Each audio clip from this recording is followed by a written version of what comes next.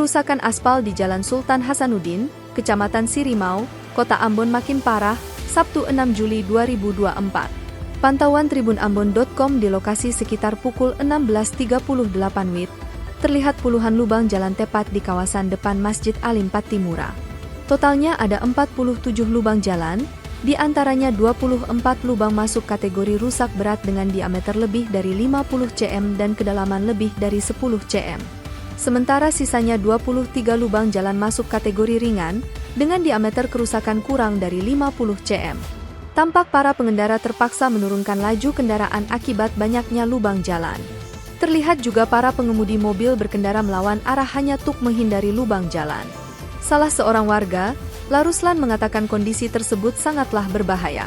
Pasalnya, bisa saja terjadi tabrakan jika ada pengguna jalan yang melawan arus. Di sisi lain, menurutnya jalanan ini cepat rusak akibat tidak adanya sistem drainase yang memadai. Sementara itu, salah seorang pengendara, Rido, mengaku heran jalan yang menjadi akses utama sejumlah perkantoran tidak bisa diperbaiki. Padahal, sepanjang Jalan Sultan Hasanuddin terdapat sejumlah kantor pemerintahan dan rumah sakit. Juga jalan ini menjadi akses warga ke pasar, serta keluar masuk kendaraan dari Terminal Mardika. Dia berharap pemerintah segera memperbaiki kerusakan jalan itu.